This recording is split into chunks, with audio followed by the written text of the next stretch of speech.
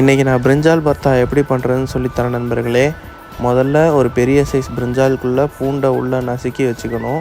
அப்புறம் மேலே எண்ணெய் தடவி ஸ்ட்ரைட்டாக நெருப்பில் போட்டு வாட்டிடணும். நெருப்பில் போட்டு வாட்டுறோன்னு சொல்லிட்டு ரொம்ப கருகிடக்கூடாது, தோல் மட்டும் கருகுனா போதும். அதுக்கப்புறம் அதை எடுத்து ஆற விடணும். ஆறினதும் தோலெல்லாம் உரிச்சிட்டு அதை அப்படியே மசித்து வச்சுக்கணும். அப்புறம் வெங்காயம், தக்காளி, பூண்டு, பச்சை மிளகா இதெல்லாம் நறுக்கிட்டு அதை அப்படியே வதக்கிட்டு உப்பு போட்டுக்கணும். அதுலேயே மிளகாத்தூள், தனியாத்தூள், கொஞ்சோண்டு சீரகத்தூள், மஞ்சத்தூள்லாம் போட்டு அப்புறம் கொஞ்சோண்டு தேவைப்பட்டால் தண்ணி ஊற்றி அதுக்கப்புறம் இந்த மசித்த கத்திரிக்காயை போட்டு இது பண்ணிக்கணும். அதுக்கப்புறம் ரொம்ப திக்காச்சுன்னா தண்ணி ஊற்றிக்கோங்க, திக்காகலைன்னா ஓகே. அதுக்கப்புறம் ஒரு 5 நிமிஷம் வேக விட்டுட்டு அதுக்கப்புறம் எடுத்து பார்த்திங்கன்னா ஓரளவுக்கு இருக்கும். அப்புறம் கரம் மசாலா போட்டு அப்புறம் கொத்தமல்லி, இந்த வேர்க்கடலை பொடி இதெல்லாம் போட்டு மிக்ஸ் பண்ணிட்டிங்கன்னா இது ரெடி. இது என்ன எனக்கு பெருசாக பிடிக்கல நண்பர்களே. ஒரு வேளை நான் தான் கேவலமாக பண்ணிட்டேன்னு நினைக்கிறேன்.